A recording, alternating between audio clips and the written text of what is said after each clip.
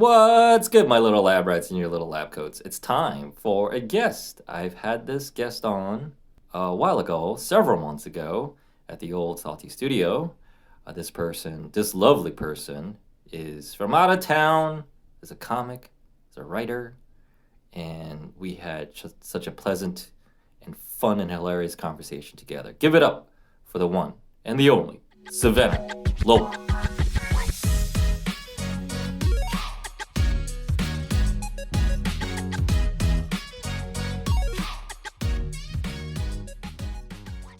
So how do you know Jatine?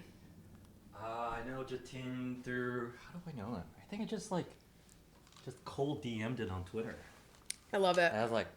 Hey bro, I see that you're a comic in New York. I dabble in the arts of open mics, in the dark arts. It is I have a podcast. You want to do my podcast? So we did a Zoom podcast. Did we do a Zoom podcast? We did a Zoom podcast during the pandemic. And then we stayed in touch, and then I got this place. I said, like, hey man, I'm back up in real life. That's great. Yeah. He's awesome. He's a good egg, that one. Mm-hmm. A good egg. Definitely. Yeah.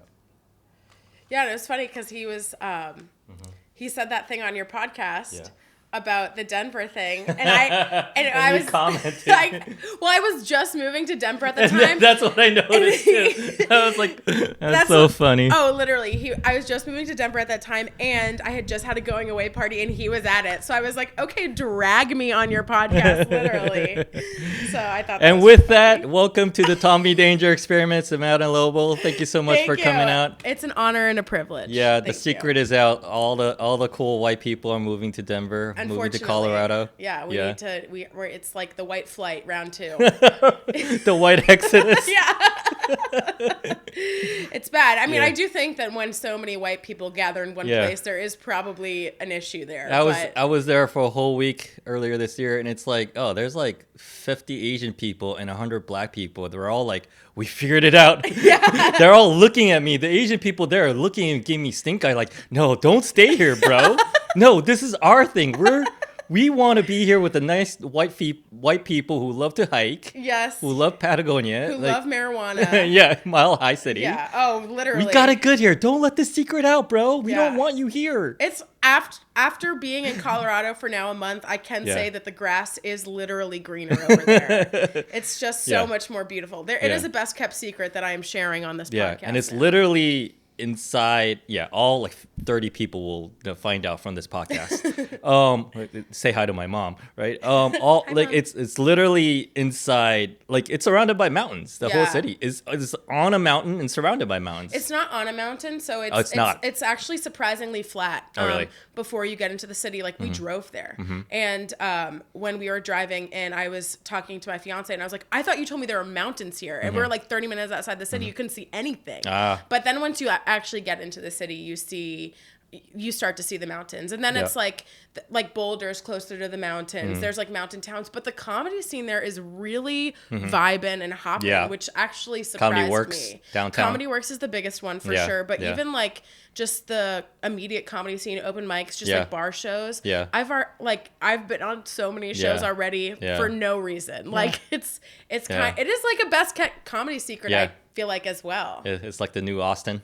Yes, definitely. That's what I hear. Yeah, with more tolerable people, I'd say, and better weed. Oh, there you go. Yeah. I did some. I don't smoke the toke that much, but I sorry. did. Yeah, exactly. I did a little outlet shopping. It felt like going to an outlet mall over there, because it recently became legal, and you see all these stores popping up here, literally almost every week around my neighborhood here in Hell's Kitchen.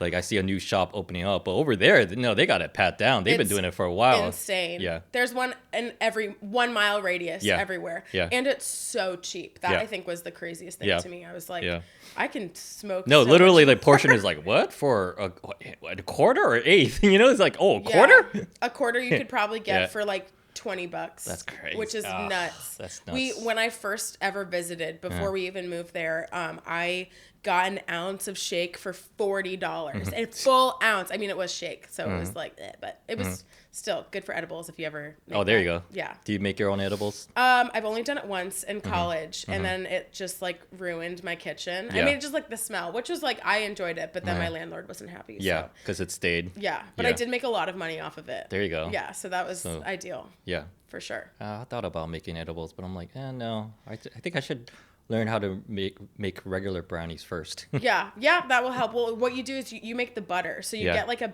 like crock pot and you make the butter, you steep the weed in it for like 8 hours. And so that the weed just like goes into the butter, and then you like put the butter in the fridge, all the water goes up to the top, and then you're left with like the actual weed butter. And then you can put that in anything. So it's more making the butter, and then you can make any form of edible you would like.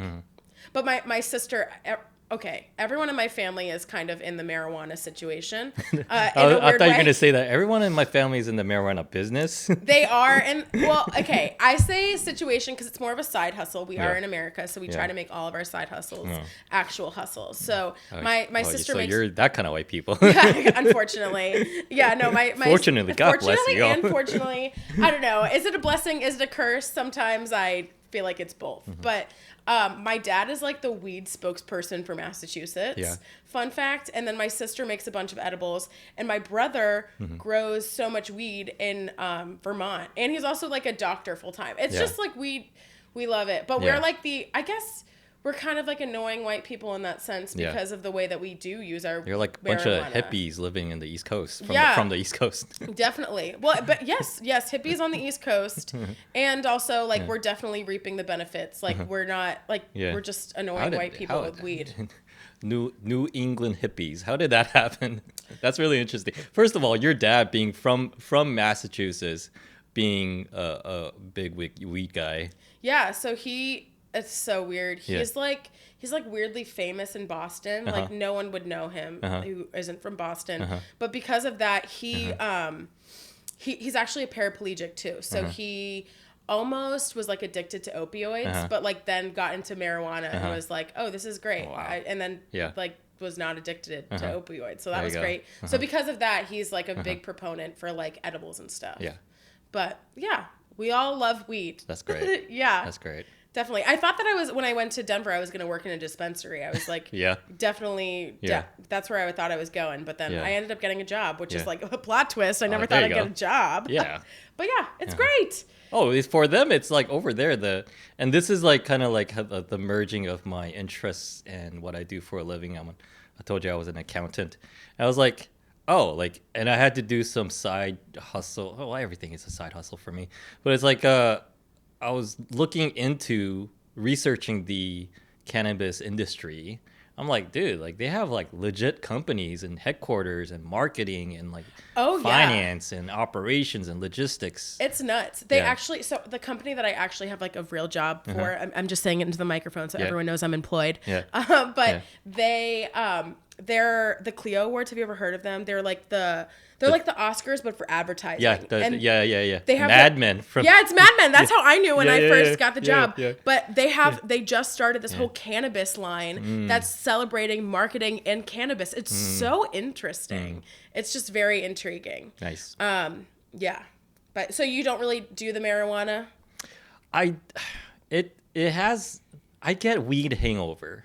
Yeah. It's the long tail. Like after like a full day, like it takes me a full day, almost sometimes more than a full day to like, because I'm still like a little slow, a little lagging. Yeah. At like 12, even though I sleep well, if I can sleep well. Yeah. Yeah. But it's like the next day you're just like groggy. Yeah, just a couple beats slow. I think that's just my personality. I'm just a few beats slow. Yeah. Like just everywhere I go. Yeah. But well, that's something I see people who have a healthy, regular relationship with weed is that they're the same. They don't seem different. Oh yeah. You just like your tolerance gets so high that you just can smoke as much as you want, and it's like nothing else changes. But it's true. I do a lot of that, of a lot of the marijuana, and I moved to Colorado, so it's a good place for me to go. Perfect. But I've always been a big, I mean, no, actually I haven't always been a big fan. I was actually like such a narc in high school and thought it was like so horrible. Like I dated this guy and I'll never forget, he like had a pipe in his bag and I like a horrible, scary ex-girlfriend. I like went through his bag and I found this pipe and I was like, I can't believe you brought a bong to school. I was just a dumb little girl. But, Trevor, I can't believe you did this, Trevor. Yeah, how literally. can you do this to me? I think the ones who have strong like rules earlier in life are the ones you need to be careful about, because I was a real like devout Protestant Christian for most of up till like age 30, basically New York City corrupted. Wow. Before New York City, I was in LA and I was pretty tame back then, pretty wholesome back then. But yeah, it's the my family is like basically Amish, you know. No like, way. They're basically like semi sort of unplugged from the world and what's going on. So it's like yeah, I had I wasn't really exactly an alcoholic, but I was kind of a social alcoholic. Yeah. Certain enablers and situations, I would just lose it. So it's like, but before that, I was just like, oh, drinking is the devil, you know? Yeah. Yeah. That's so interesting. Yeah. So I also don't drink. I just don't drink at all because the last time I got drunk, I told my best friend I think has autism. And so that was like a symbol to me that I left that conversation feeling like I was the autistic one. You know what I mean? Like That's the best thing I heard all week. It was so the bad. Last time I drank, I don't drink anymore because I told my friend she has autism. Yeah, literally. I was like, maybe I should So lay both off of the you, wine. both of you came away from that night being both traumatic. Yes, it was a very traumatic night. She's actually the friend to the house that I'm staying at right now. But honestly, I think that it brought our friendship closer because she discovered like the worst part of me that night. Yeah. The one that drinks. Yeah. Sober me would never ever say anything like that. Oh yeah. There's everyone's personalities, because I firmly believe you have a drunk personality. Yes, and mine is just a fucking bitch. Yeah. I'll see you next Tuesday. She has no bounds. People are like, you're the nicest person I've ever met. I'm like, that's why I should never drink, because I turn into a monster. Yeah. It's bad. Well, you might be honest. You have no filter, apparently. Yeah, I'm like, but like I'm brutally honest. Yeah. Like I'm like me as a sober person, and like when I'm smoking weed, I'm like, I just want to make you feel so happy, and like you're the most important person in the room. And me drinking, it's like, you're a piece of shit. Yeah. I freaking hate you, man. Yeah. Like it's just that's the self-hating Korean in me is like, oh yes, that's very comforting. Because the Koreans tend to like that kind of brutal honesty. Oh, yeah? In some self-hating way for some reason. That's just my inner speak. Yeah. Yeah. Because Koreans, we have this social hierarchy and like conjugations with formalities, you know, a little bit like French. Yeah. But yeah, it's like when people drink a lot, all that goes out the door. Yep. Yeah. Yeah. Yeah. Sometimes you get into fights with your best friends and all that. Yeah, and you just say, every time I've ever drank, I just make the worst decisions. Yeah. Like I'm just like a demon person. Like I would make every single decision that I would never make when I'm sober. I'll be like, fuck it. Yeah. I can do whatever I want. Yeah. But yeah, that's why I like smoking weed, because I can the worst that happens is I eat a whole thing of Ben and Jerry's. Yeah. Like, yeah. And I would love that to happen every day, actually. I never understood, do you get paranoid when you get high? Not usually. Yeah.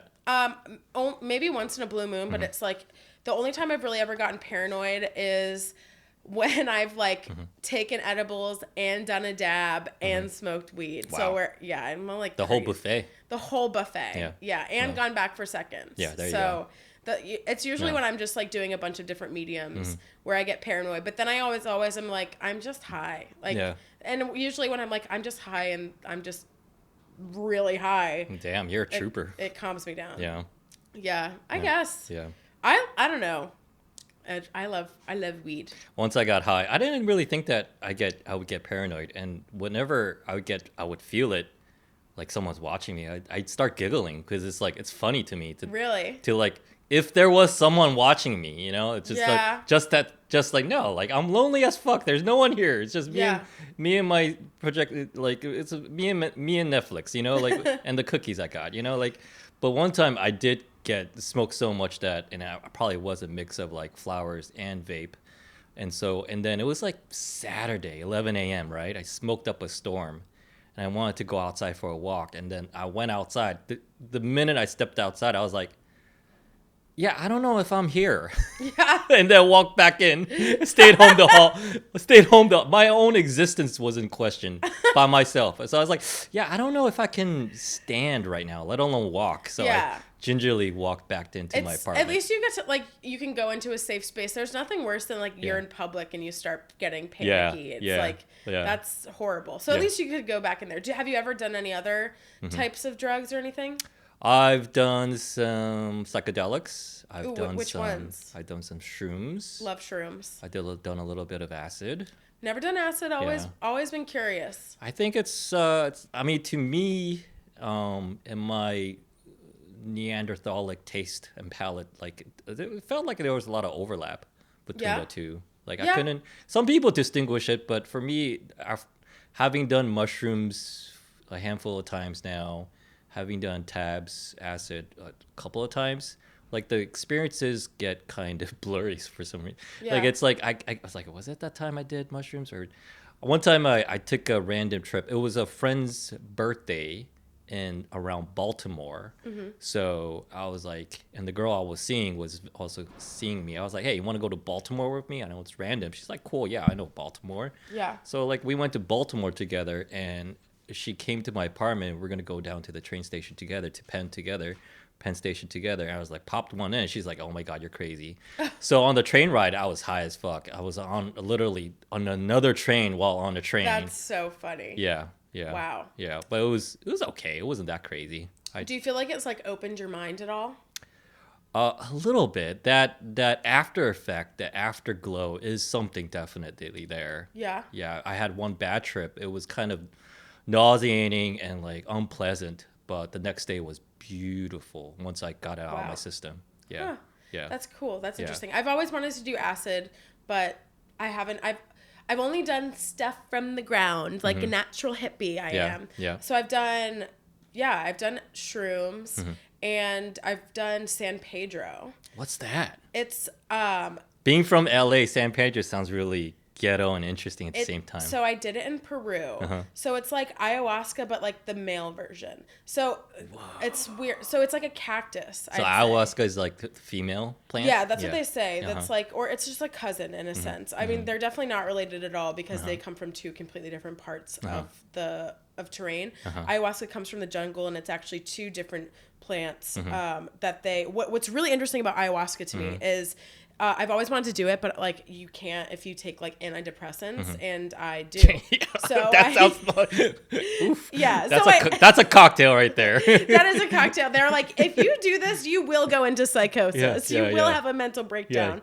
But I'm like, should I test it? Should I test the waters? But no, I won't. Yeah. I would like to keep my sanity for as much as I have it. But so what's interesting about ayahuasca is it's two different plants found in completely different parts of the rainforest, and the odds of them combining this plant is like 1 in 48 million. Like it's just like very just.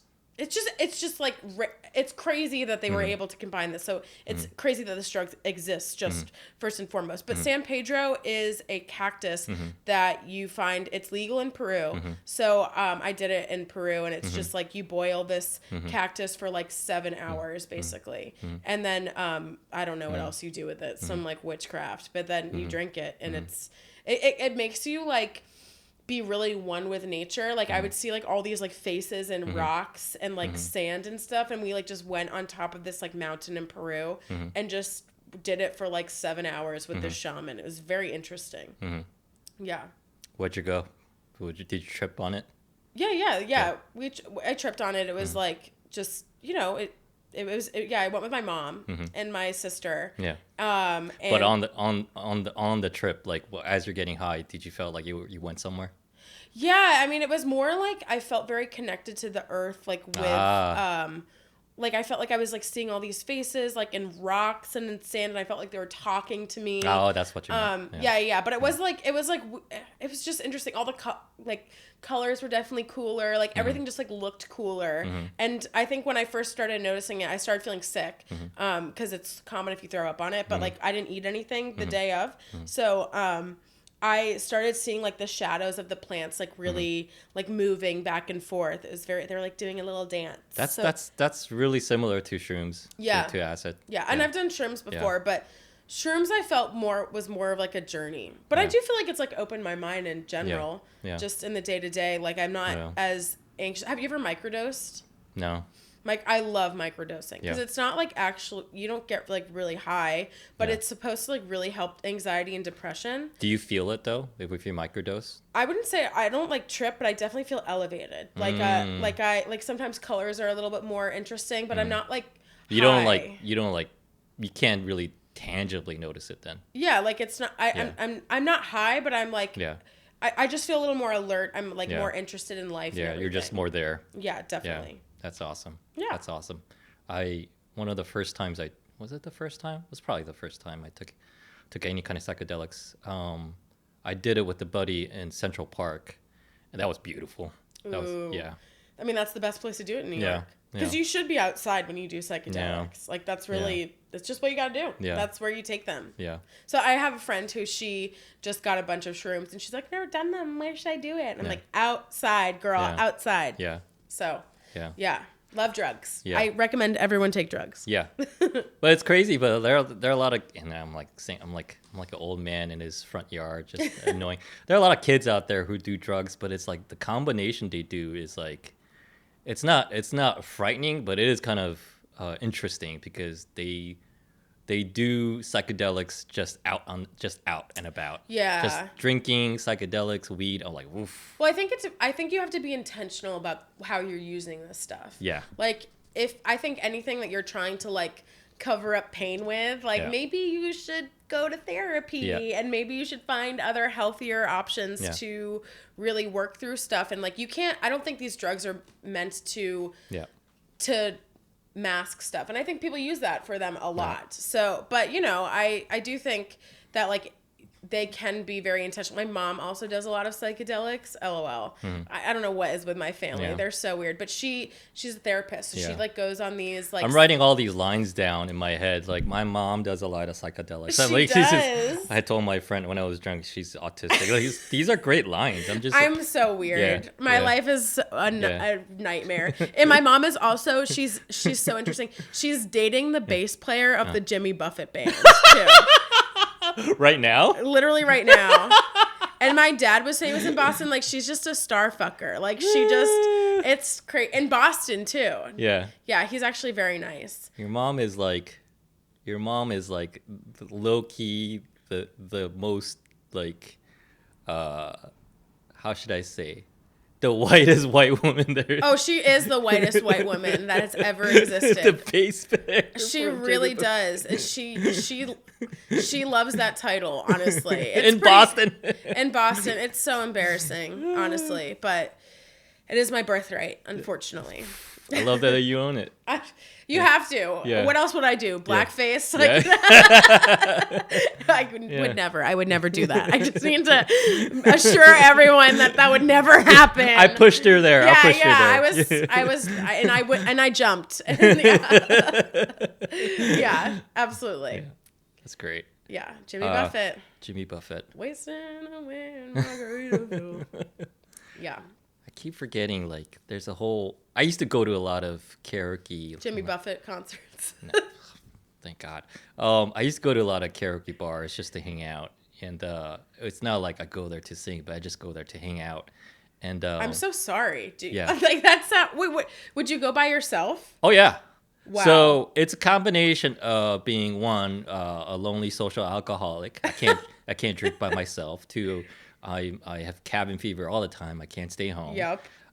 3, it's New York City. It's a great place to be kind of an alcoholic. Yep. And then 4, breeds them. I used to go to LA, K-Town all the time, but New York, when I came to New York, New York, LA, New York, Koreatown is so cute and adorable. Oh, I love so it's Koreatown. like there was a couple of karaoke lounge bars that was just like on a fucking Monday night. And it's just like, I have nothing to do. It's Monday, 8 p.m. I'm going to go get a drink. And sure enough, I see another loser in there I know. It's like, hey, fucker, what are you doing? It's these you group guys of guys. Just collected karaoke bars? It's a group of guys, group of loser guys. I love them to death, but I only see them when I'm drunk.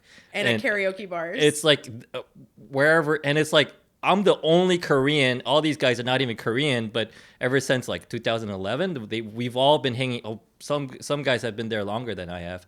Just like hanging out, just on a random weeknight. There's like there's that guy, there's that guy. It's like a group of us that I only can recall their names when I have like 3 drinks in. You know, it's like. So I have so many questions. Please. First of all, so do you just sit outside of the karaoke rooms listening to people sing badly? So it's the lounge area. It's where there's a bar, and sometimes, well, actually, a lot of times, some people are singing badly, but usually there isn't, especially on a slow night. It's just a few patrons and just hanging out, and it's just a lounge bar. I'm very impressed because I don't even want to go to a karaoke bar on my best night, like let alone my worst. Yeah. I think this is also an unfortunate fact about me. I majored in musical theater. So basically my whole halls were just a karaoke bar all day, every day. And so I think honestly it would probably give me PTSD at this point. So good on ya. Yeah. Yeah. So yeah, I actually think it's more entertaining to hear people sing badly than if someone gets up on karaoke and absolutely crushes it, because you're just like, fuck you, I hate you. Yeah. Yeah. So that has happened to me. I've seen on a Wednesday night. I was there with a date. It's my usual. When a guy has his place, like especially in a city like New York, he has his bars. He always is gonna bring his date there because like the staff know him, people know him. He seems a little socially elevated, so he goes from a 6 to a 7. You know, so like he like I'm that guy. I'll bring a date there. And one time I did that, but I just lost it because these a guy and a girl were there, and they were singing a duet, and they just fucking killed the place because and I asked them like, what are you? Like, are you straight from a Disney soundtrack? We're from Broadway. Oh my god. It's like the one time they can sneak out and just kind of like relax and cut loose. Of course, they cut loose at a karaoke place. Bar. That's why I quit theater, because I was like, I can't be around these people. Yeah. Like I have too much self-respect. Yeah. Do you know what I mean? Like if you're an accountant, what do you want to do when you're not working? You want to go pretend to be an accountant? I'm a dirty, like shady bookkeeper. I help small businesses with their accounting. Oh, yeah? So if I'm in like a happy hour on a weeknight or here in Midtown with like consulting people, I'm like, oh, get me the fuck out of here, like I speak their language. It's like Koreans. I speak their language. I speak accountingese, but like I can only handle 20 minutes of this. Exactly. And then I need to get the fuck out of here. Yeah. So if you want to go be an accountant after hours, like if you're a Broadway actress or actor and you want to go to karaoke after hours, there's something wrong with you. That's such a good point. Do you know what I mean? Like there's something so wrong with you. Yeah. Like I never thought of that like that. Oh, 100%. I mean, I was an annoying theater kid for so long, and there was something wrong with me. Yeah, back why would like Dave Chappelle show up at like the most cringiest open mic? And like why would you? Well, Dave Chappelle actually would do that. He has weird... Yeah, but he could show up at like a nice theater. He could show up at the Comedy Cellar on a Monday night, any time. So then why would you go to like an open mic at noon and bumblefuck nowhere? Laughing Buddha bullshit. Literally, open mic. Literally. Yeah. He could literally go anywhere. Yeah. So it's just like ridiculous. That makes sense. Yeah. Yeah. So there's something wrong with them. Yeah. That's what all I'm getting at. Yeah. That's interesting. But usually at that karaoke lounge, it's just the usual suspects, and we're just... I love that there are bar regulars at karaoke. I worked at a bar for a long time, and we did have bar regulars as well, but it's just every bar. I love the psychology and sociology of bar regulars. I want to ask you about this. God love 'em. From the other side of the bar. I have too much to talk about. Yes. Go ahead, ask your questions. So, how sad are they? How sad are they? Incredibly. And they're incredibly sad, and they're all in extremely unhappy marriages. Yeah. And have nothing and don't know what else to do with their lives. Yeah. So they just drink while they're supposed to be working all day long. I actually have some bar regulars who follow me on Instagram. Yeah. So if you ever post this, they will see this, and I hope they do because they need help. They need help. Greg. Anyway. Fucking Greg, get your shit together. Greg with 2 G's. Yeah. So. Oh yeah, that's why he's fucked up. I know. Second stands for giant douche. He's just a dick. I love him. I love you, Greg, but I actually need you to never talk to me again. No, I'm kidding. Yeah. It's a complicated relationship. I also have daddy issues too. Yeah. So it's like working at a bar was just a bad situation for me. You brought this up, Savannah. So it's like daddy issues. As a representative, as the ambassador for the male gender, there is no such thing as daddy issues. I guess I don't have daddy issues. I just have issues with my dad. Yes. Yes. Thank you. That's so good. The writer brain in me is exploding. That's so good. Thank you so much. Yeah. It's the facts. It's just the facts, and I love him to death. He's he's hilarious. Yeah. Very good. I have issues with my daddy. I mean, it's just we all have issues with our dad. Yeah. Some more than others. Yeah. But it's like, but people also have mommy issues too. Yeah. Everyone has mommy issues and everyone has daddy issues. Yeah. If you don't, that's your issue. Yeah. Do you know what I mean? Yeah. It's just facts. I don't trust a person without advice. Yeah. Yeah. I just don't trust people in general. Yeah.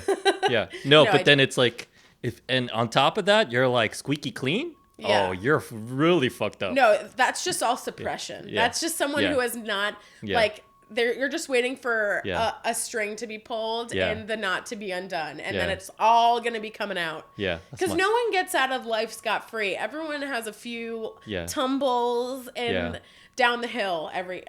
That's what life's about. Unfortunately, I'm like cringing because it's like getting to the territory of my ex-wife. She was like, oh, so you were married? I didn't for know a short that. while. For a short while, and it's just like getting to the point of like, because I'm like healthy.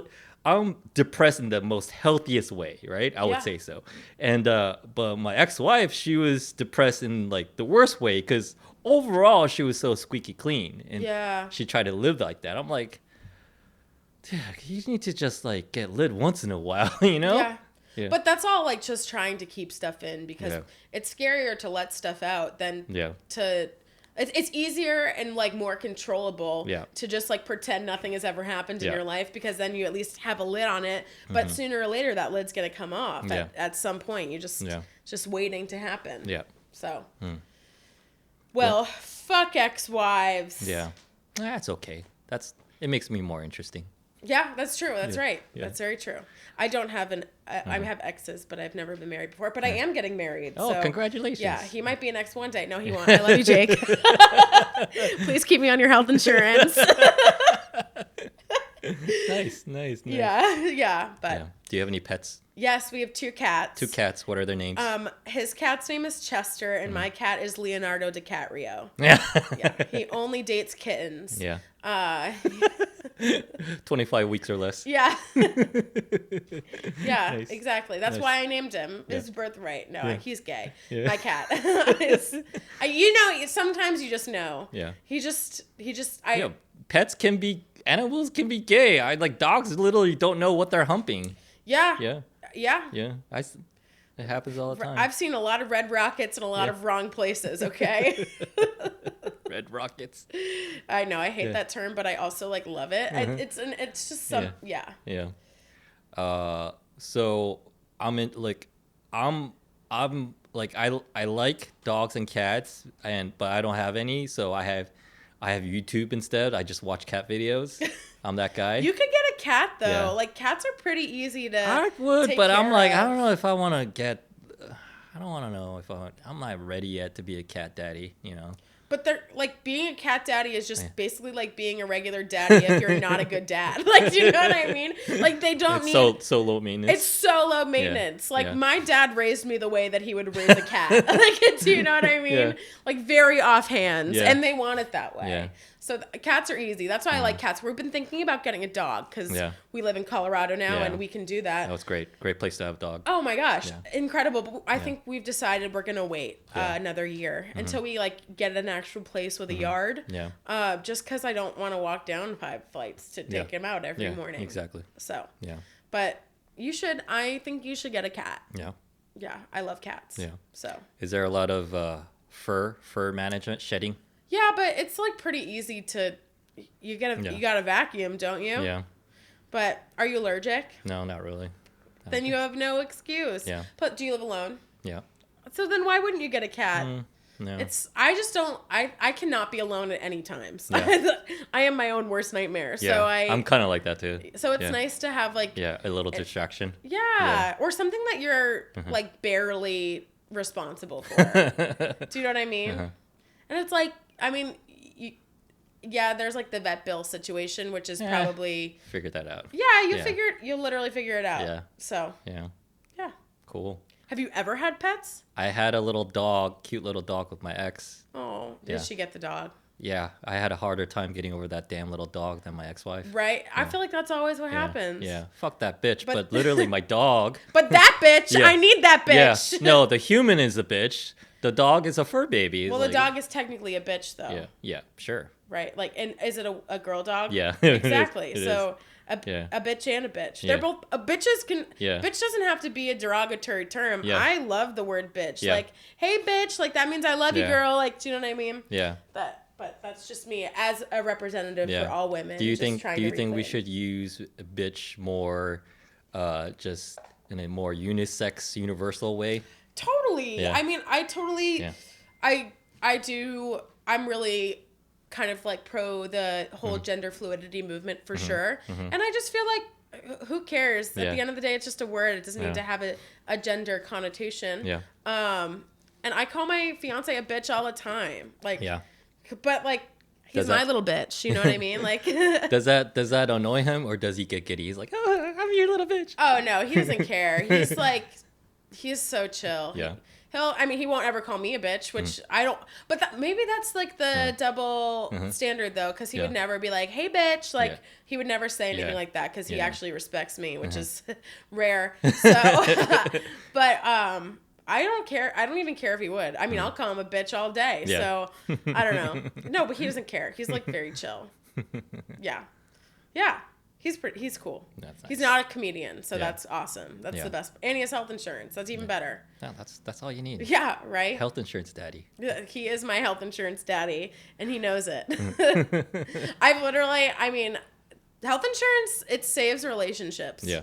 Like, I would never, ever, ever, ever, ever cheat on him, but like I definitely wouldn't now for sure, because my health insurance depends on it. Yeah. You know what I mean? That's like a paperwork marriage. It is. Yeah. But you know, it is one of the benefits of being in a relationship, like, or being married, is the health insurance. I was thinking, and taxes. You get so much money off taxes. Oh, you're speaking my language now. Yeah, I know, right? Yeah, you should know. This is the neuroses and the creepiness that I deal with in my lovely brain of mine.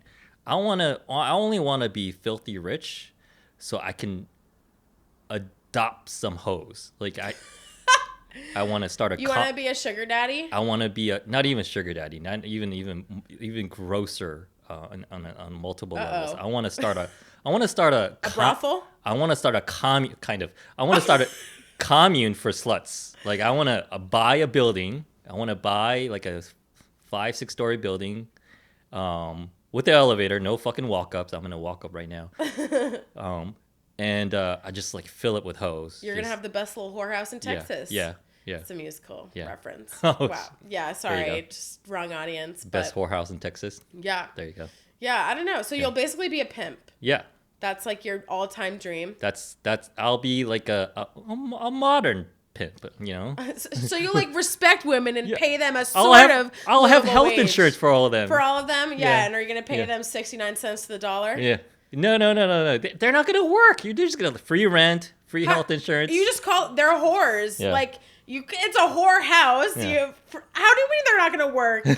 Sex. Okay, first of all, I want to say sex work is real work. Okay. You get rent. and you get health insurance. That's a good deal. Okay, but then you can do whatever you want. What do they have to do in return for that health insurance? A little something. For just you, or are there going to be other customers? For just me. Great. So I'm going to be like King Solomon. Oh. Okay, Jeffrey Epstein.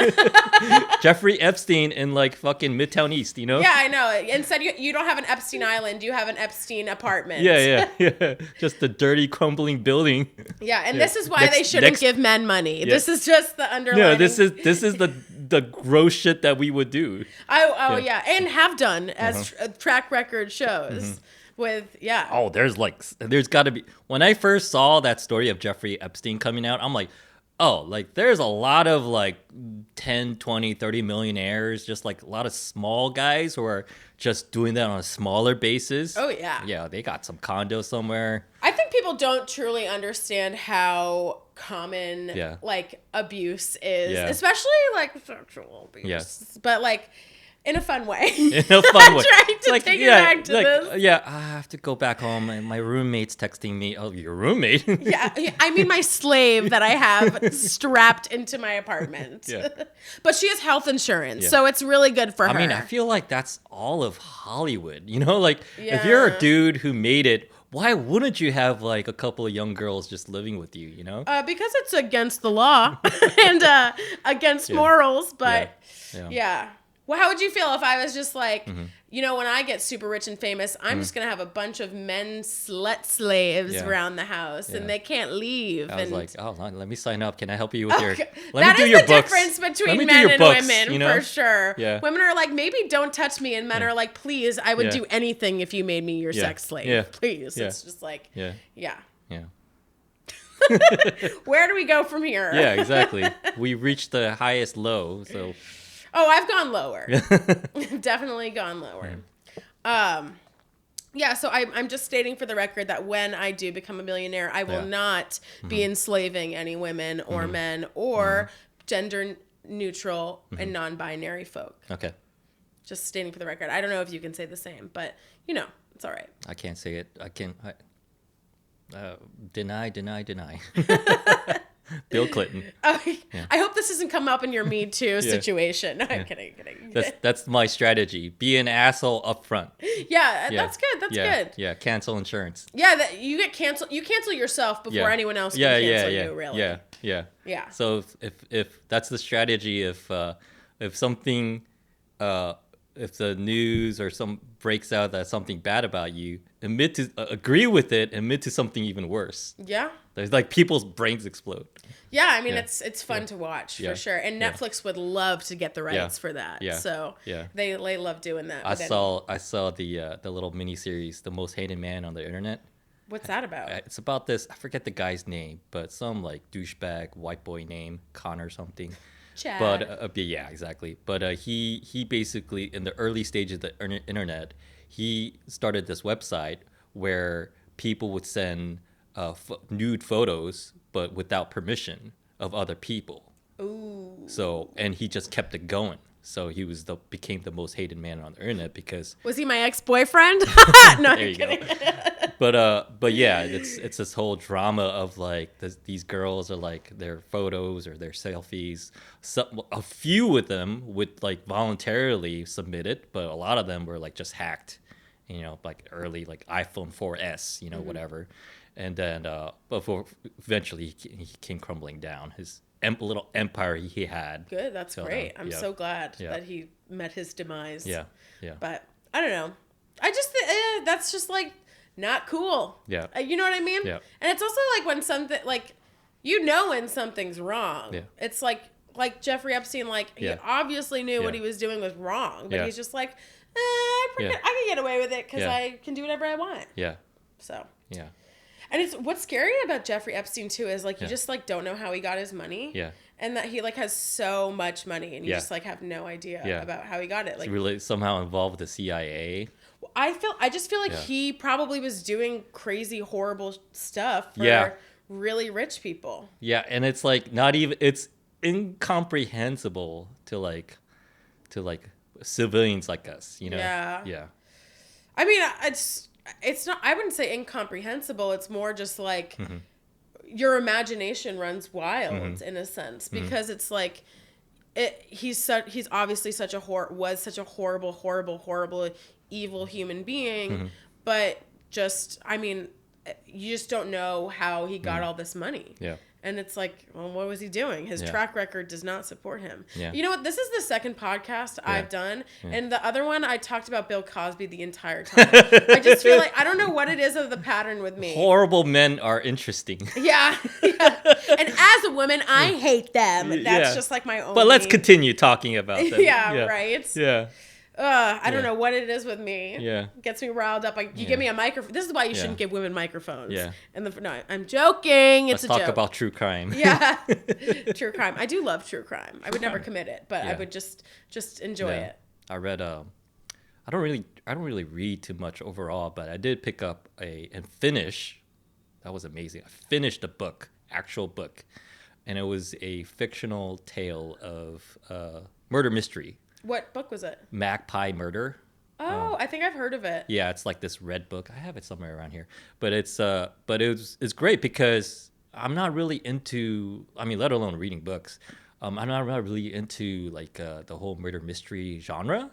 But it was great in the sense that it kind of like did a almost slightly breaking the fourth wall, or maybe even just outrightly breaking the fourth wall about the whole genre of murder mysteries and how like there's so much more interest about murder mysteries than there are actual murders in the whole real world. Yeah. It's just murder is such a uncommon occurrence.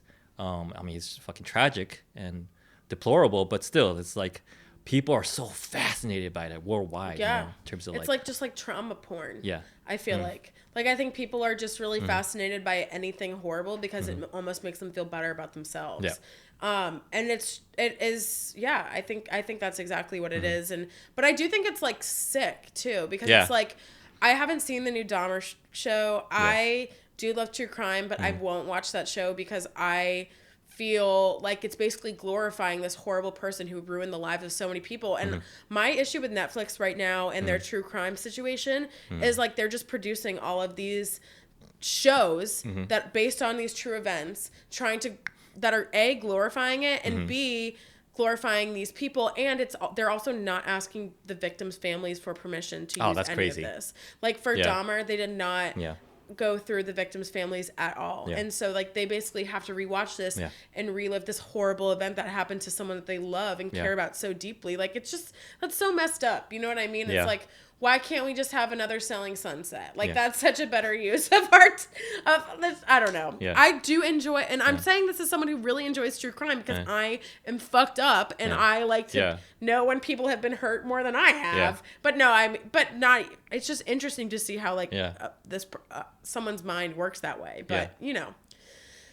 Anyway, there's a similar gripe against like movies like Wolf of Wall Street, where it's like the guy, the Jordan Belfort guy, he like his victims are out there, you know, whenever they can. But he didn't murder or rape anyone. Well, he basically took away he didn't murder them, but he took away their livelihood, their pensions and retirements and all that. Yeah, but I feel like with Wolf of Wall Street too, the people that he hurt were like more ultra rich people. Do you know what I mean? Some. Yeah. I mean, it's not. I'm not trying to excuse him. And I totally agree. Taking someone's money away is completely different than taking their life away. Yeah. But it's like there would be like on TMZ, like some of these victims would like literally stalk him and like wait for him in front of the airport, you know, and just like talk to him with a video camera, you know. Yeah. And TMZ is also there, you know. Yeah. Just, you know. Yeah. No, it's like they just have no shame. Yeah. Did you grow up in LA? I was there for my 20s. Oh, nice. Yeah. Okay. Started for college. I'm so sorry. I don't like LA at all. Yeah. How does that compare to you from New York and LA? Because New York is definitely more my speed. Oh my God, I completely agree. I went to LA for a month and I was like, no, thank you. Oh, LA is a bizarre world. It's so weird. I volunteer to be a life coach for people thinking about moving to LA. And I'll just break it down for them why you should do it, why you shouldn't do it, what to expect when you're going over there. Mm-hmm. And you have to consider it as, and this is exactly what I talked about in another podcast. And I told my friend, it's like, it's the same currency, same language, sort of, but it's a different world. Yeah. Yeah. You have to treat it like a different country. It really is. Yeah. And I also feel like, well, definitely the homeless population is worse, which is sad because you think it's bad in New York, and then you go to LA and you're like, oh, it's nothing here. It's nothing. It's nothing here. Truly. Yeah. Which is so horrible. Like, Yeah. I think that really, really shook me. And because it's like, it's just like, you don't know how bad it is until you go to the West Coast, because they just ship all these unhoused people over there because it's like better weather, and it's cheaper for them to live. It's just insane. And it's over here the homeless are so nice, you know. They don't chase after you, not that often, at least, you know. Over there they're fucking butt ass naked, they haven't showered for months, and they'll chase after you. I was there last time, and someone was just like completely covered in blue paint, and I was, but like it was like all over them, and I was like, how did this happen? It's just messed up. And it's also, I feel like it's dirtier there, and I hate that everything is so spread out. It makes no sense. Like, you have to have a car to get there, and the people are just like, I hate the LA vibe. I hate, like... Oh, it's soulless. They don't have souls. That is a great way to describe it. They're not alive. They're not alive. Yeah. They're literally vampires to communism. Yeah. No, not communism. Fart. What is it? Capitalism. Yeah. Same thing. Same thing. Somehow it is the same thing over there. Is. It's that's so weird that you say that, because it's like a very shared communal capitalism. It really is. Yeah, because it's like whatever is. I remember when the whole veganism thing became like, I mean, it's still going strong there, I think, but I was there in the 2000s, in the aughts, and it was like wheatgrass shots were like everywhere. They were serving that at bars. Instead of having a tequila shot, you could have a wheatgrass shot. I'm just like, it's like literally a shot of dirt. Come on, man. A shot of dirt. Come on, man. Really? Like, it's just like, I had to like hunch over. It's like, this is too much, man. It's gross. Yeah. I don't get it. And it's also like, oh God, I let it all out. I have an issue with rich people, like really, really rich people, especially like new money rich people who are just like flaunt it. Yeah. And it's just like, oh my God. I think what really also gets me is like, I'm like a normal sized person here, and then over there I'm like so overweight, which is like so dumb. I don't care about any of that stuff, but like, it's just the beauty standards are insane. Like, why? Well, yeah, but it's also like you have to find the pockets, the really high, ultra high beauty standards. It's like on the west side, closer to the beaches, naturally, and you know, the whole like West LA, West Hollywood scene. Yeah, it's Hollywood. But more inland you get to, like Riverside, but then Orange County is pretty posh too.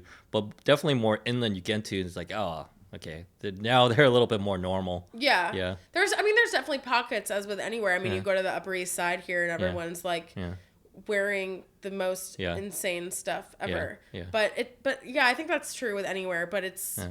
I think it's especially cruel in New York because everyone is like trying to look as hot as possible all the time, and it's just like, life's too short. It's too much drip. Yeah. Too much attention. Yeah. Yeah, 100%. And like, who cares? Yeah. No one's looking at you. Yeah. No one cares. Yeah. Unless you're like Kim K, but I also hate her. Everyone hates her. Yeah. I don't know. She's like an Armenian witch. Like, we just are like obsessed with her she put some fucking spell on us. There's a million little Kim K's running around. There's like 2 million little Kim K's running around in LA. But only one of them has Kris Jenner as a mom. So that's the only reason why. Only that family figured it out, you know? Yeah, they made a deal with the devil. Yeah. They had to. Yeah. I'm convinced of it. Yeah. Like that's why Kanye's crazy. Oh God. Honestly, Kim probably sacrificed Kanye's soul to the devil in order to get famous. I would not be surprised if she did some witchcraft. Every man that's been through that family, this is what I'm just coming up with right now, is just fucking lost it, you know? Yeah. Kanye needs to sit down. Yeah. He needs to sit down and shut up. Yeah. Yeah. I feel for him because I loved his earlier music. Yeah. I loved his earlier music, but I also don't love that he's an anti-Semitic piece of shit. Yeah. And I don't know. My fiance is Jewish, so it's like, it just like really bothers me. I mean, like, just because Hitler was an artist, and you know what I mean? Hitler was an artist. Yeah. He was. Yeah. And look what happened to him. Yeah. Some people could have been like, I really loved Hitler's early stuff before he like got very political. Do you know what I mean? I love Hitler's first album. Yeah, right. Before he got political, Yeah. I'm used to the old stuff. Yeah. The classics.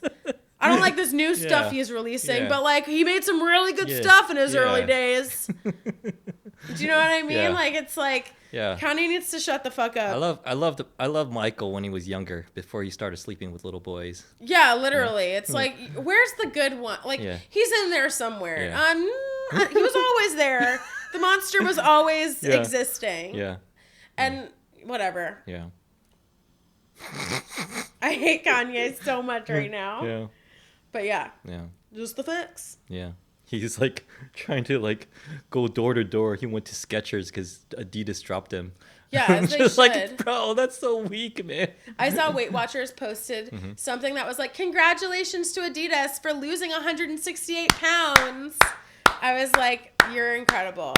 I might have to go Hats back off and Weight to that Watchers. social media manager. You know? Yeah, I know, That's right? a great line. It's a great line. That's a great line. Yeah. Some of these social media people for companies, dude, like Wendy's, was it Wendy's? I feel like they like it's some random like brands have like such like these are legit funny tweets, funny Yeah. lines. Well, it's interesting because I Yeah. work for the Clio Awards, which is all about creativity, and people will submit pieces of copy as tweets, and it's like it's just so interesting. It's impressive and incredible that there's so many creative souls just in all different pockets of the world. Yeah. Doing all different things, and I Yeah. think we all as individuals are Yeah. just creative Yeah. beings in Yeah. general. Yeah. So I think we all have it, and like that's Yeah. like just any creation, like even this podcast, even anything that you write, anything like that, it's creating something from nothing, which Absolutely. is what I think life is all about in a lot of senses. I smoked a lot of weed before this. Yeah, So Awesome. No, I'm kidding. Yeah. I can't tell. Yeah, exactly. But you wouldn't be able to tell Yeah. either way, let me tell Yeah, you. yeah. I'm a good dad in that way. Yeah, that's good. Yeah. Yeah, the best Yeah. kind of dad, the ones Yeah. that can't tell Yeah. and don't want to. Yeah. So, Yeah. yeah. My That's- dad was like that. I there's like this book I read. Oh yeah, Think and Grow Rich. It's like this cult following like self-improvement book from a long time ago. And but one chapter was like the mastermind or whatever. Like there's this like energy when people come together. It's a whole nother person, you know?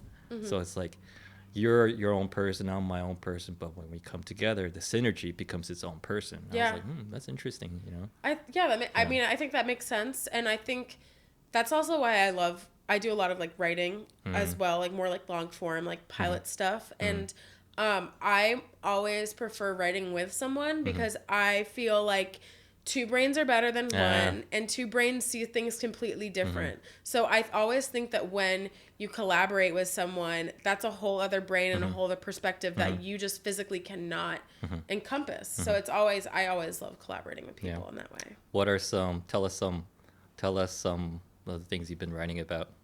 Ooh, well, so I just wrote a pilot. Well, I wrote How it exciting. about a year ago. Yeah. And it just placed in the finals of this writing competition. Oh, wow. So it's a pilot. It's about the Salem witch trials. And it's about two girls who accidentally start the entire thing. So it's called John Proctor Must Die. And it's very, very funny and silly, but also like my humor, I do a lot of like very dark humor. Yeah. So it's like very dark, but also very, very genuinely funny. Yeah.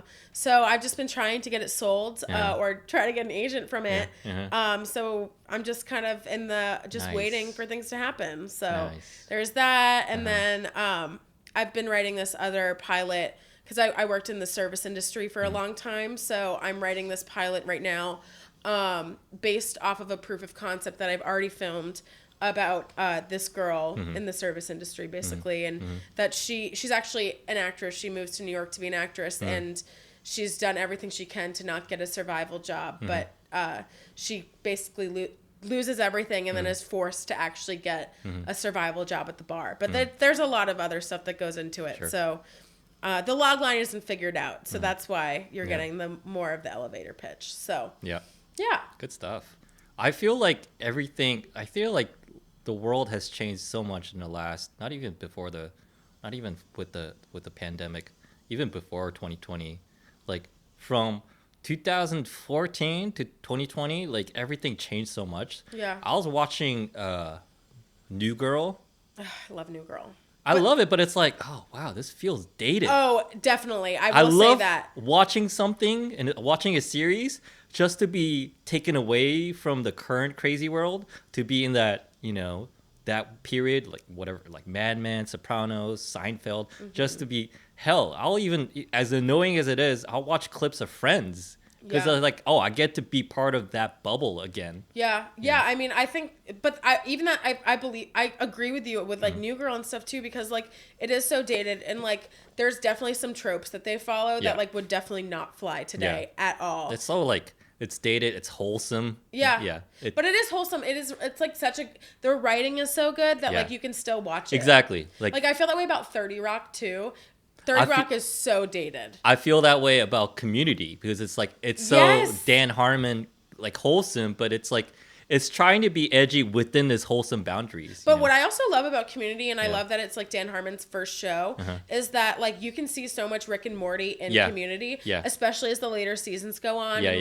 With like the interdimensional, like the dice episode, like the pizza, like that is so Rick and Morty, and that they like continue to have like the bad timeline come through. Like it's very exciting to me, even though I like don't know Dan Harmon personally. I almost feel like I do through his work in a sense because I've seen his growth from Community and then into Rick and Morty. It's just like it's cool to watch. I find it's cool to watch that growth. Yeah, especially with the director, writers, showrunners that you follow. 100%. And also, I love like the growth of Community as the show. I mean, not Chevy Chase; he can literally suck a fat one. But like, that guy had it made on a silver platter. Just be a good friend, a good dude. He's a real piece of shit. Yeah. He's another one. Oh, I loved his earlier stuff, but but later, but as he gone on, where's the old Chevy Chase? No, he's a real piece of shit. But it's fine. But besides him, it's like what I love about that show is I love and I actually have based the show that I'm writing at the bar based off of Community because I love. That's love a great model to follow after. Right? Yeah. And because my favorite thing about Community is the way that they do every episode and how they like kind of make it its own thing and like its own trope. Yes. Yeah, like the paintball episode and even specifically as the later seasons go on, which is what I've been trying to really get at is like Community really found itself after I'd say the first season, going into second, third, and fourth, because it found that this model of modeling each episode after a common trope, like really worked well for it, and something we hadn't seen, and like really sheds a comedic light on things. So I love that show. Awesome. Yeah, it's a good one. I love that so much. Yeah. And then following Dan Harmon stuff, you like. Really, and just watching it, rewatching it, making mental notes and whatever, then it's like you really get to, and it's just like, especially with Rick and Morty, you understand like it kind of spills out intentionally, breaks the fourth wall.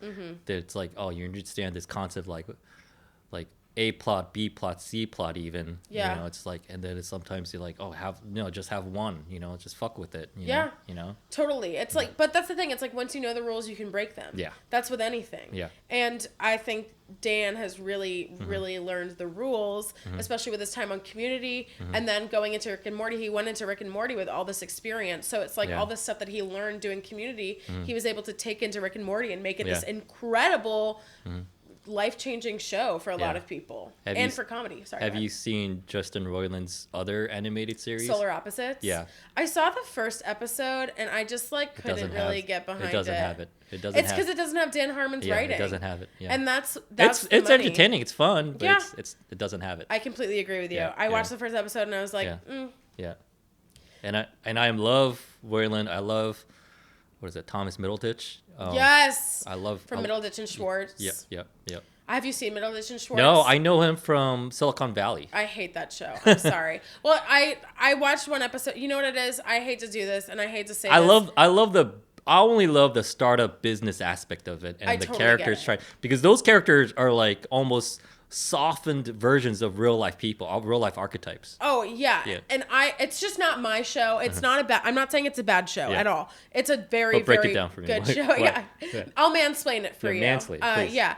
It's for me, I think it's just because there's literally only one woman character that it's really hard for me to actually connect to it. So it's like that's just not me. That's not my life. That's not my experience. Yeah. I am not interested in seeing Yeah. a show that's basically fully about the male gaze. Like I couldn't get into Californication either. Yeah. Because that's just like, it's just, I mean, Yeah. it's just, Sex in the City for men. So. Oh, I haven't seen David Duchovny. Oh yeah. Oh, you haven't seen Californication? No. It's The character is like a writer producer or something like that. Yeah. It's literally Sex in the City for men, but it's fine. But anyway. But that's another good callback. Sex and the City. That was great because it's like, even though it's not my thing, it's like, oh, this is legitimately good TV writing. Oh, totally. 100%. Sex and the City was awesome. And that was more my thing, but that's the thing. It's like, there's more women. But that's the thing. It's like, you connect to stuff that you see yourself represented in no matter it's like, what. oh no, I know those 4 women. Like, Absolutely. I know those 4 people. 100%. 100%. And even just like to have a show, like, I just think, men tend to gravitate towards shows that show mostly male identifying people and women the same thing, and non-binary folk the same thing. It's like you want to see yourself represented on screen, and that's what's so important about like diversifying writers' rooms and really giving people from all different backgrounds opportunities, because like the most important thing is seeing yourself represented so that you know that like you're not going through life alone. And I think that's what it all kind of boils down to. What else? What's something recent that you got done? That like what I've been watching. Yeah. So I've actually been reading. Can I say that? Please. I've actually Even better. I know, right? I'm a cultured individual. I know. Hold your applause. I have been reading a book. Yeah. But no, Give us a nice book report. Well, I've been listening to the audiobook for Dune. Have you read Dune? I have it in my shelf at home. Incredible. It's just sitting there. It's so good. Do you like Game of Thrones? I'm not too crazy about Game of Thrones. Well, I don't know. I wish I could be. Do you like Star Wars? A little bit. So it's like Game of Thrones meets Star Wars, I'd say. I like Game of Thrones because I love fantasy. Like fantasy is probably my favorite genre to read for sure. And so like I love Lord of the Rings. I love like anything like that. The new show's so good if you've watched it at all. But I love the new show. Anyway, so I was coming here. I was traveling to New York from Colorado, and I was like, I just like need a new book to read. I haven't read anything like fantasy in a while. Well, that's not true. I've just read all of Fire and Blood, which is what the new Game of Thrones show is based off of. But that's like more of like a fantasy history, which is so interesting. Like the fact that someone wrote a history book, but it's all fantasy. It's just very interesting to me. Anyway. But this book, Dune, I got the audiobook and I'm already halfway through, and it's only been like 5 days, and it's like a 26-hour audiobook. Is it someone famous reading it? No, they have hired like 17 different voice actors. Interesting. So it's like the audiobook is very well done. Yeah. So it feels like you're watching in your mind a full movie, like a full short series.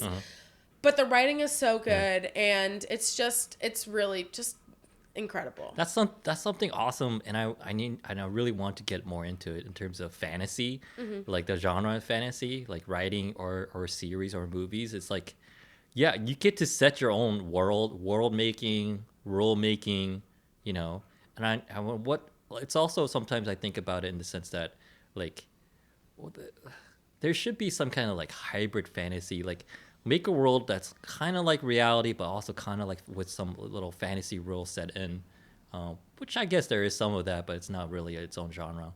But like, what would you consider it as a genre? Like, what would you say if you had to make up a genre? Like Tim Burton's Batman, 1989. Yeah, that's like when and you'll see it aesthetically, especially if it's like on screen, where it's like they have cell phones, but their cars are from the 50s. Like it's just hodgepodge of mixed bag of different things coming together. Well, what's so interesting about Dune in particular is he wrote it, I think, in like 1963. So it was before a lot of like crazy technology, and the way that he writes about the technology is insane because he has nothing to base it off of. So it's just pure creation from that pure creation. Yeah. And it's incredible. It's like, how did you come up? And it's also like, how do they keep track of all this stuff? Like, even I was reading Fire and Blood, and it's like, there's so many moving parts. Like, they've created this entire universe of like hundreds of thousands of people and they have to keep track of all of it. It's like a way that someone can like be their own god of their own universe. Isn't that so interesting? I just think it's interesting. I think it's fascinating too. I read have you read Stephen King's memoir? I have not. That's brilliant. Maybe I'll have to look into it. I've never really been I've never been in the that genre of horror, but just because I somehow randomly came across his memoir and I just finished it, and basically within a week I was glued to it because it was just so fascinating. And then he would talk about other writers, and I think it's from that book. Anyways, there was a writer who was in this genre of like world building and like just having so many characters in his like 1,000-page book, and it's just like someone, I think a journalist asked him what happened, or some critic just asked him like, what happened to this character? This character was so good, and I was just loved the arc of this what this person was going through, but it kind of cut short a little too quickly. And the author said, I forgot about him. Because like it's back in the day with typewriters and shit, so it's really hard to keep track of literally in a writer's own head, you know. Yeah, think about that. He didn't even have a computer. Yeah. I'm thinking about the guy who wrote Dune. He didn't have a computer. He had to do it on a typewriter. And it's like he's created this vast universe encompassing all these planets, all these different houses. I was like looking up all the house lineage yesterday because I was just curious. And it's like, how do you think of all these things? How long does that take? What's your research process like? Do you do any like long form writing? Not really. Not these days. No. Have you ever? I don't think I really did. No. Okay, I was just curious. Yeah, just blogging, journaling. Yeah. Yeah. So what made you get into like kind of open mics and comedy and stuff? I've always been kind of like expressive, the goofy kid at church doing plays and skits, things like that. Relatable. Yeah. And then like at one church talent show, I tried to do stand-up comedy. Then I basically traumatized myself for the following 10 years, 15 years. What happened? You have to tell me now. Basically, it was, first of all, it's at a church. So it's like, it's not like some cool... So Jesus, am I right? Like... So Christian dating is weird, right? Yeah. You know? But it's like... As like a 13-year-old. It's like, it's even cringier than it's like... So it's like, there's like, you know...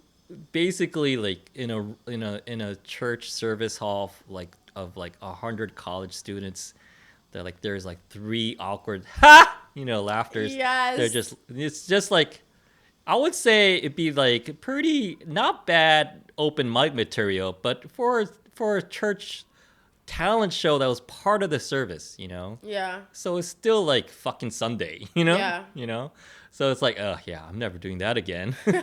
It's hard when you're how old were you when you did it? I must have been like 20.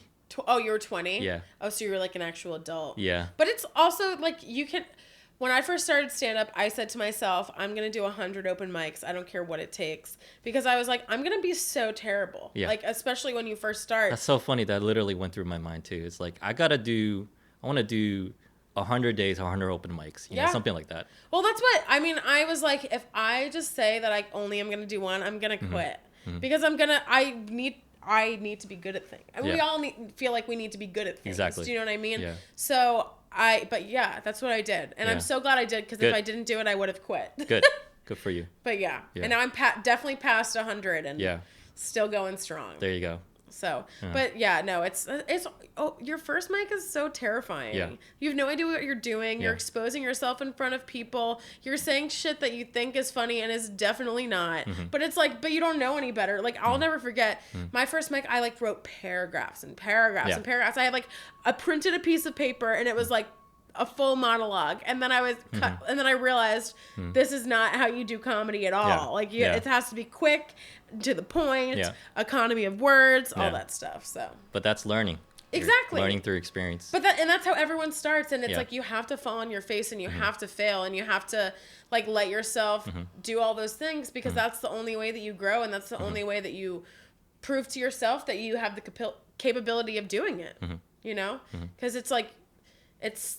In face of adversity, in face of failure, the people who make it are the people who never give up. Yeah. And they failed just as many times, if not more horribly than you ever have. But it's like, you just have to keep going and trust that one day you won't fall on your face, but today you're going to. Nice. And that has to be okay, you know?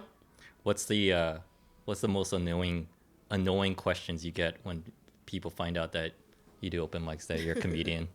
I think people like think it's probably like so much easier than others, than other things, or not even like, they just think it's like easier. They're like, oh, like, have you, like, for example, I'd say like when I write stuff, they're like, you should send it to Netflix. I'm like, thank you. Yeah. I never thought about sending this to Netflix. Wow. What a great idea. How have I been sleeping on this? Do you know? Like, I watched some special. There's some funny woman on this thing called Netflix. Yeah, literally. It's just insane. Or like sometimes people are like, you should be on SNL. I'm like, what? Well, then you should call Lorne Michaels. Like, it's like, do you know what I mean? I'm like, you stupid little person. I don't know. Stupid consumer. I know, right? I was like, I think you must be from LA. Yeah, that's pretty annoying.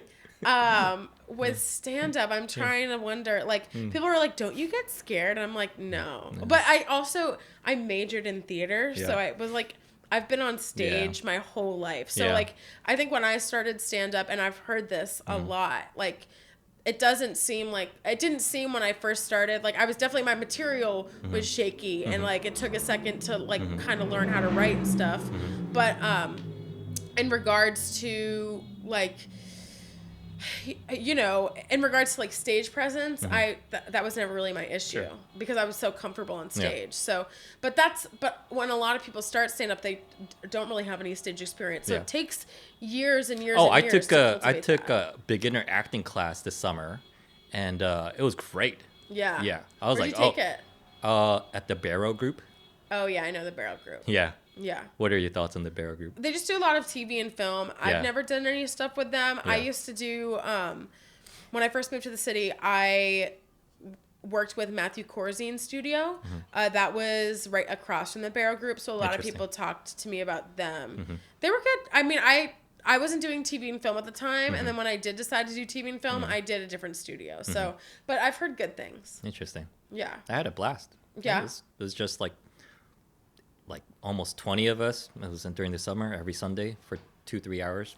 Yeah, it's really nice when so I went to school for acting, and so we had acting classes every day, but like when I left, I really craved that like community, and you really find a community. Oh, it's like, yeah, absolutely. Naturally it is. Yeah. Yeah. 100%. And it's a great like place to meet other artists and stuff. And so I was taking acting lessons for up to like 4.5 to 5 years after I moved to the city. And like before I even decided to like kind of quit acting and move more to comedy full time. Yeah. So not that I quit acting, it's just like I don't But audition. isn't that like from your perspective, isn't that a rare combo? Because like in the open mic scene that I dabble in and I see, it's like, oh, it's just dudes who just, you know, just people just like, but they just come up, they don't know how to, you know, sometimes it feels like they're doing what they see on Netflix. Oh, that's exactly what people do when they first start. Like, and I did the same thing. Yeah. If I'm being fully honest, like I acted the way I thought a comedian was supposed to act. Yeah. But then you get there and you realize, oh no, I just have to be myself. And then like the stage presence and persona will come out eventually. But like that's the scariest thing. And of course you're going to put on a whole persona when you first do it because it protects you. But it's also, and let me take it a step further. It protects you, but also you realize it's a prison too. Yeah. Because it's like I'm definitely a pensive thinking person, but when I do open mics nowadays, I want to put in something physically quirky and weird, unexpected. And when I see other people acting out, I was like, oh, that's my favorite thing. Yeah. You know, because it's like now it's just like a lot of these like people who are like mimicking Bill Burr or whatever, and just like, whatever. And, you know, Mark Norman, and just standing there trying to deliver their lines. But I want to see people making us laugh with their bodies, you know? Have you ever seen one of my favorite comics in the city, one of my really good friends? His name's Denham DeMac. Shout out to Denham. Have you ever seen him? No. Oh, he's so good at doing that. He's like... which is like rare, I feel like. You should try to get him on your podcast if you can. Yeah. I mean, pitch him to you right now. Thank you. And then he'll hear this and be like, my little baby Savannah. Yeah. Anyway, love you, Denim. He's so funny. What I really love about him as a comic and where I really see like his strengths is like he's just unapologetically himself. And anytime he goes on stage, he tries whatever and he's not afraid to fail.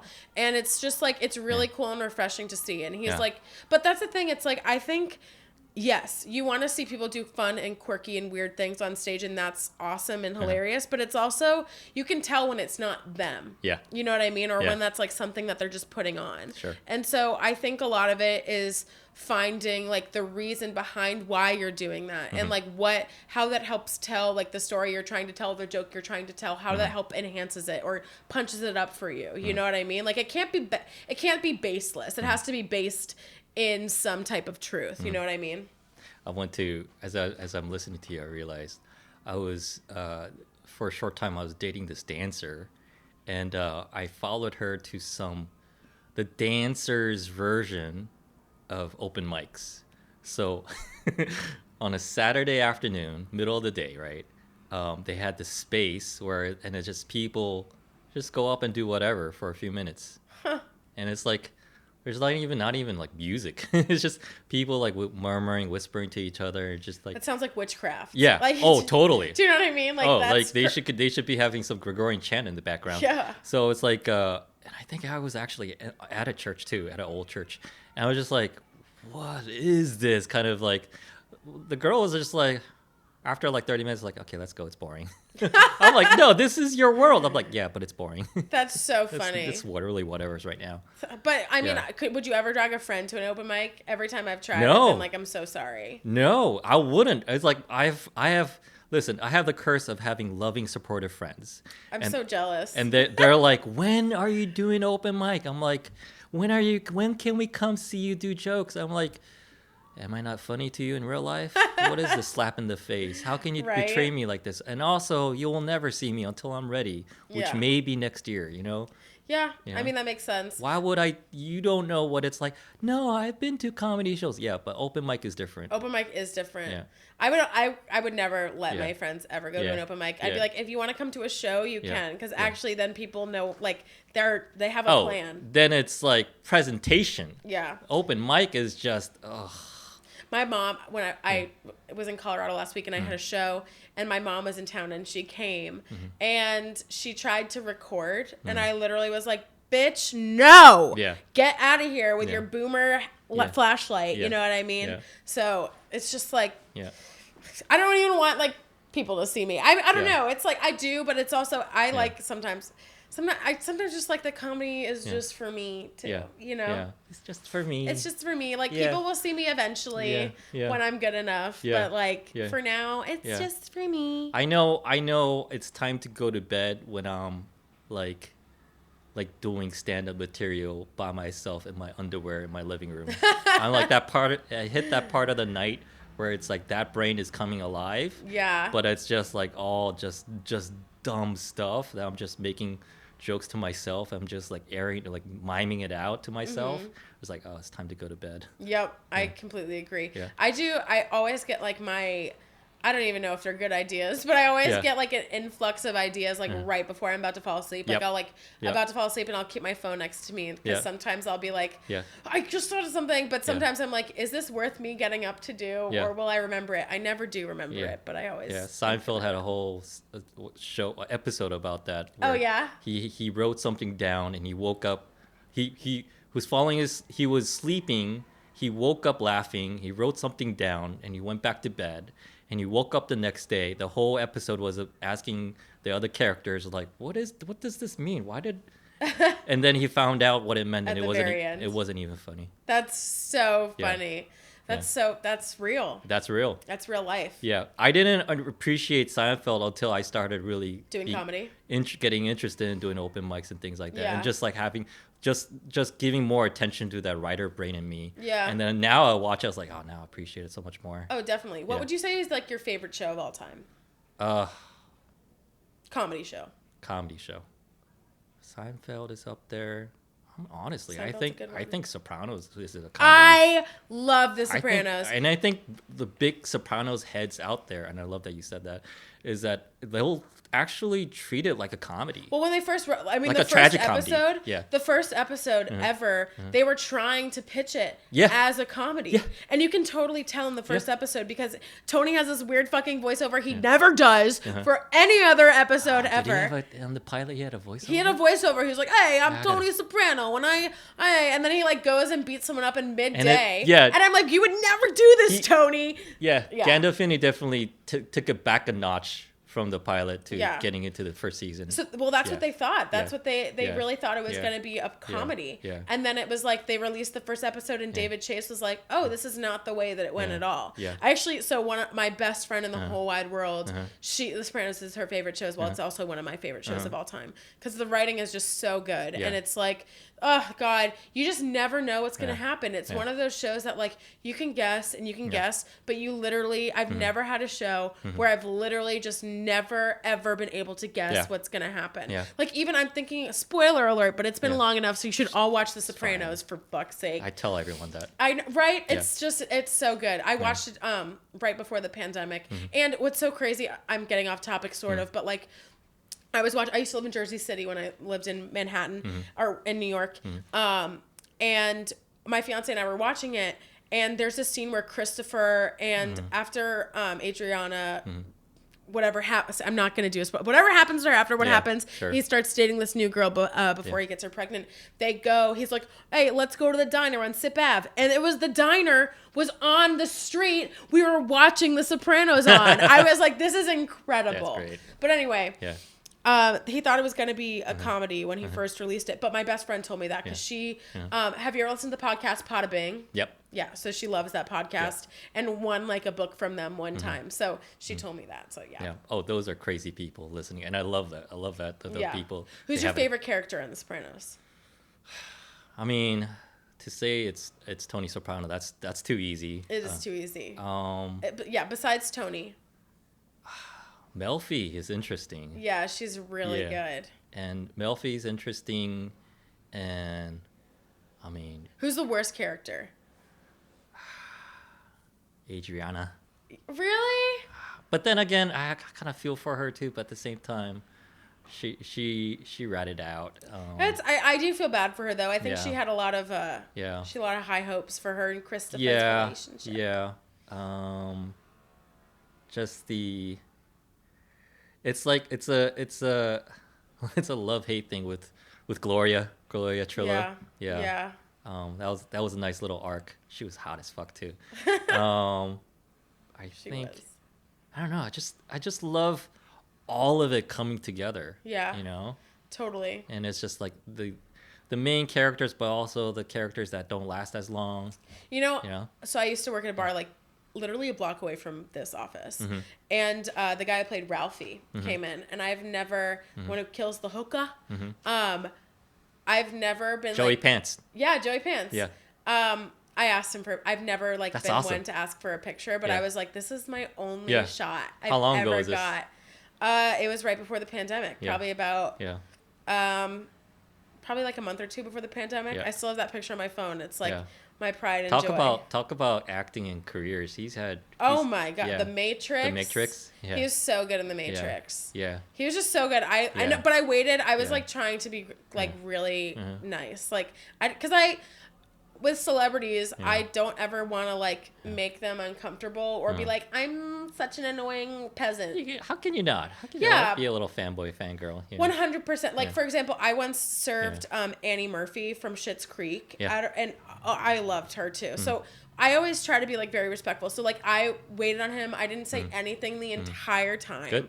And was just like nice. And then on his way out, I was like, I love The Sopranos. Can I please take a picture with you? And he took one. It was really nice. Yeah, but that's it's like, nice. but it's like you don't want to disturb them when they're like out in the world. And like with Annie Murphy, I feel bad too because she, It was COVID, so I had to ask her for her ID Sure.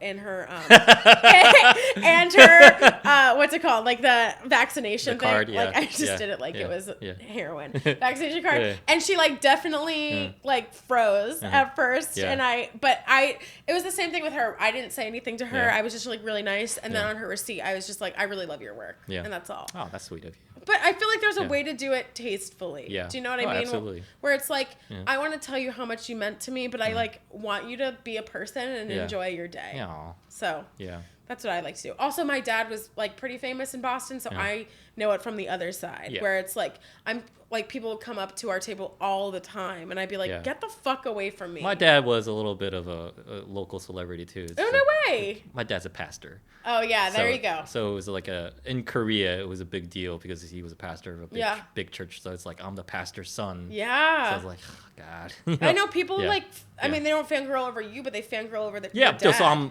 like, that's how I grew up. It's Yeah. just like kind of a little bit in it, a little Yeah. upper middle class, a little bit, within certain pockets. Like Yeah, me as on well. Sundays, it's just like, oh yeah, it's the pastor's son, Yeah. So it's like, I understand that, like people just kind of like pander to you or catering to you, just like, Well, I'll never forget, like, even people still kind of, he's not on TV anymore, but like when he was like, just local TV, not anything crazy.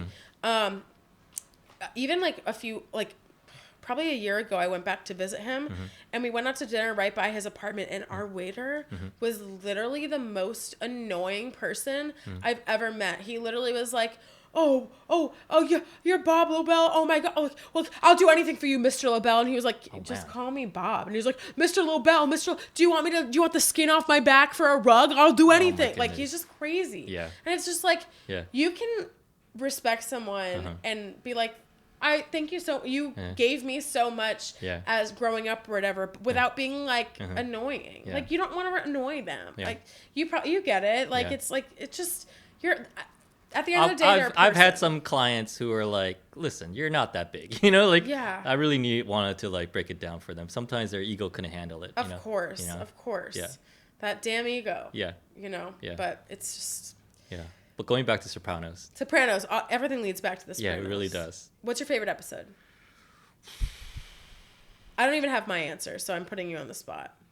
It's not like so much an episode because like kind of a la Dan Harmon. Each episode is like its own little movie. Yeah. Its own little masterpiece. Yep. I mean, I just realized, is his name, Mad Men, Matthew Weinstein? Is that his name?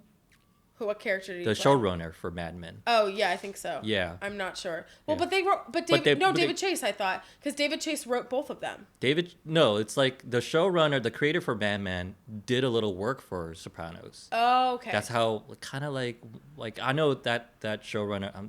I'm Yeah. almost positive Yeah. that David Chase wrote Mad Men and Really? Sopranos. That makes sense because there's a lot of parallels. I'd be willing to Yeah. bet money on it. Yeah. I mean, I could be absolutely wrong. Yeah. Honestly, Yeah. but I'm pretty Yeah. sure he wrote Mad Men after that. That's And crazy. so that was the second show that he Yeah. wrote. But it is Yeah. so interesting because they're so different, but there's definitely Yeah, parallels. and they're like, and without knowing that, I just fell in love with both in different times. Yeah.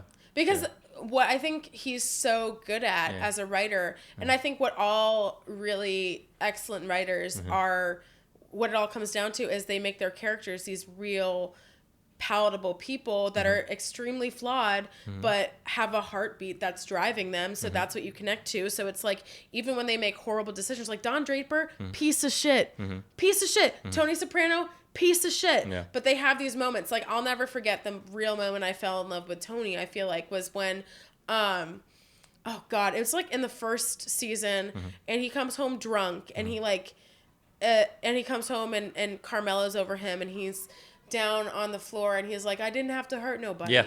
And that's like, The soccer coach. yeah. Yep. Yeah. Yeah. And you like see like the little boy in him. And Yeah. even Dr. Melfi says that. He's Yeah. like, he can be such a little boy sometimes. Yeah. It's like moments like that where it's like, that's a real person that you see in front of you. And it's like, that's what makes good television, because we're all looking Yeah. for to see that humanity in ourselves. The vulnerability. Absolutely. Yeah. Yeah. 100%. Yeah. And so that's probably one of my favorite episodes of The Sopranos is when that moment with Tony when he says that with the soccer coach. It's like for me, I think that moment, the episode when Carmela was more active about separating and divorcing Tony, and she finds out the lawyer that this highly regarded family law attorney was like recusing himself because Tony, being the piece of shit that he is, already called all the lawyers and just like had a little mini consultation with him. It called all the good lawyers. He literally did, yeah. And quote unquote tainted all of them. I was just like, oh, that's brilliant. Yeah, no, that's the thing. Yeah. It's like these people, they're so interesting and like, but that's the thing that's what's so interesting to me about humanity just in general, not to get like super deep, but it's like we all have that good part in us, every single person. And like it has to be, you know what I mean? And that's what's compelling, but like good people make bad choices and decisions all the time for selfish, horrible reasons. That doesn't mean that they're necessarily a bad person. It just means that they are working in their own self-interest. And that's what Tony does. And it's like, you're like, oh, you're such a piece of shit. But it's also because Carmela, you end up loving her so much as a person and respecting her so much, but also she has her own stuff. Yeah. Like when she started seeing that guy, the guy with the long hair from Italy. You remember like she had that like little weird romance and with the pastor. Yeah, the pastor. Yeah. What's his name? Like his name was like starts with an F. Fabrizio. Is it? Yeah. I don't think so. Really? I really think it might be. I'm missing out on these names. Maybe I'm just being racist towards Italians, but whatever. I was thinking about Fabrizio. I was like, yes, that's it. I have no idea. You could have said anything with an F. So you could have said Franco. I was like, yeah. Name callbacks. Yeah. Also, like the show, I haven't seen the show in probably 2.5, 3 years. Yeah. But it's just, it's good. Anyway. But that's the thing. It's like my favorite Carmela moment of all time in that whole show is when she's trying to get Meadow into college and she goes to the dean's office with the food with the gabagool. No, it wasn't the gabagool. It was she made a ricotta pie. The ricotta pie. And she's like, the dean was like, I can't get your daughter in. And she was like, oh, I wasn't asking you. I was telling you. Yeah. And like that was like the first moment I was like, yes, Carmela, you used that mob. It pangs me. Like how I would just wish, because like the direction and the arc for Carm was like up and down. Yeah. Like I think the pilot, she had the AK because she heard Meadow sneaking in. Yes. And like, okay, keep going, no. And then they take it, scale it back a little too much. Yeah. And then she's a little too much of a softie, too much of a homebody. I'm just like, just bring that badass a little bit more. Well, I think she's a woman grappling with it though. At the same time, it's like and then. For her, Edie Falco, just like so good, such a good actress. We love you, Edie. Yeah, if you're listening, because you could see it in her eyes, like the pain and the struggles and the longings and the lust. Like it's all there. Yeah, 100%. I mean, it's just an immensely talented cast in general. Yeah. And did you know that Dr. Malfi was originally Lorraine Bracco. Yeah, she was originally supposed to play Carmela. Yeah. And then they no, she was like upfront about it. I don't want to play a gangster's wife again. Yeah. Yeah. Oh yeah, because she was in Goodfellas exactly. too. Yeah, there we go. Yeah. I actually haven't seen Goodfellas, which sucks on my part. So it's like for me, like I'm sucked into Sopranos and all the gangster films. Like I'll get to it when I get to it. Yeah. Sopranos is just so good. Yeah. There's nothing like it. Yeah. Did you? I heard on Pada Being that Martin Scorsese hasn't seen Sopranos. Well, would you? I wouldn't. I don't blame him. I mean, it's like for Sopranos heads, it's like unbelievable, unfathomable. Well, yeah, but then if you're Martin Scorsese, then you're just in your own things. Yeah, totally. Yeah. He's definitely successful enough. Yeah. And I don't know, like, I don't know. I mean, I guess that would sort of make sense to me because. It's like if he's already Martin Scorsese, like he's already the cream of the crop when it comes to gangster films. Yeah. Why would he see something that is arguably good if not better? Do you know what I mean? Like it's like I was like, what is this Irishman? Like, what are you doing? Yeah. 3 hours long of like, ugh, what is this? Yeah. You know? Yeah, 100%. It's just like, I don't know. Yeah. I wouldn't want to. I don't know. Maybe. He probably was doing it for his own ego. Yeah. He's like, if I watch The Sopranos, I'll Netflix never gave make you another... like $10 million. Here, make us a movie. You know? Please, you know. Yeah, definitely. Yeah. Let's bring this to a nice little landing, Savannah. What would you like? I don't know. I'll leave it up to you. You can say something, give us something, ask me something. Oh my God. I don't know. This has been, first of all, this has been an honor and a privilege. Thank you so much for having me on this pod. I would say, are you registered to vote? No, I identify as an informed apolitical person. So you just don't I don't vote. I intentionally don't vote, but I'm still informed with what's going on in the world. Why do you choose not to vote? I have a thing against authority and systems. Even though I'm an accountant, I'm an independent accountant, so I like to have that free agency. Yeah. So I have a hard time with institutions. Yeah. I have a hard time with school. I have a hard time with big companies. I have a hard time with institution of marriage.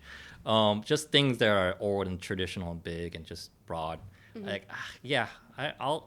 like learning and hearing and reading and figuring things out, but a lot of times I don't like to be involved. Yeah. Yeah. Or like just committed to something. Yeah, I mean, I totally think that. Yeah. I understand that perspective. I do think everyone should be registered to vote. I'm just going to say that for my own sake, but I totally understand and respect that. That makes a lot of sense. I also think that we are at a crossroads in our society right now, and even though it feels like we don't have a lot of power, and even though you currently live in a state where it doesn't really matter and it's going to go a certain way no matter what, I think it's important to everyone to have the opportunity to let their voice be heard if they choose that. Yeah. So, and I'm going to ask you a follow-up question. Please. Is your last name really Danger? It's my middle name. Your middle name, is your middle name actually Danger? Thomas Danger. That's hilarious. Yeah. So it's like, that's not even like a trope. Your middle name is literally Danger. So my first name, my middle name is my stage name. That's so funny. Yeah. Why did your parents give you the middle name Danger? So that you could be like, my middle name is Danger. So which version should I give you? I'll give you the real one. I have I'm constantly writing like different versions of it.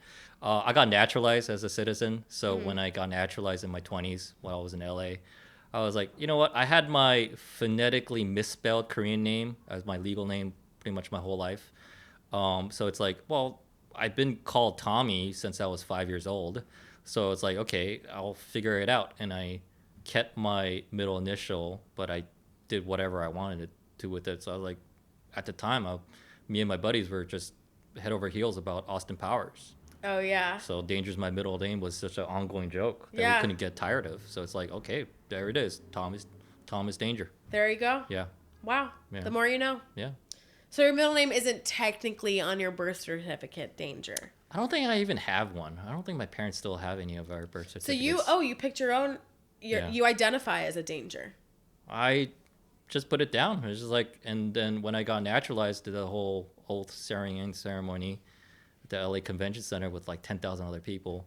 It's awesome because then at the end of it, there are a whole row of federal judges, which is amazing just to see these judges like losing their hands because they're signing wet signature everything. And then this nice lady of a judge, federal judge, she just signed it and is like, oh, there it is. Look, amazing. My new name, and now I'm an American. Tommy Danger. Yeah, I'll go to war against any Korea. We'll see which one comes first. Bring them both on. We'll have a menage a trois. Amazing. Incredible. Yeah. Incredible. Well, again, thank you there so much. It, Savannah. Oh, you guys rock. Vote. There you go. Awesome. Awesome. Thank you so much. That's awesome. This is awesome. So much fun. Yeah, it was a blast. Fellow Sopranos head. I love The Sopranos. You lovely lab rats in your lab coats, thank you for listening to the podcast with the one and only Savannah Lobel. Give her a quick Google, Savannah Lobel, Lobel. You'll find her Instagram, and on her Instagram, you'll also find her Linktree, where you can find all sorts of goodies that what she's been cooking up in her own lab. And look forward to future episodes with. I have one more episode on the deck with another guest, and also there'll be some reflections coming up in the near future. Don't forget to put your lab coats on. Go out and experiment.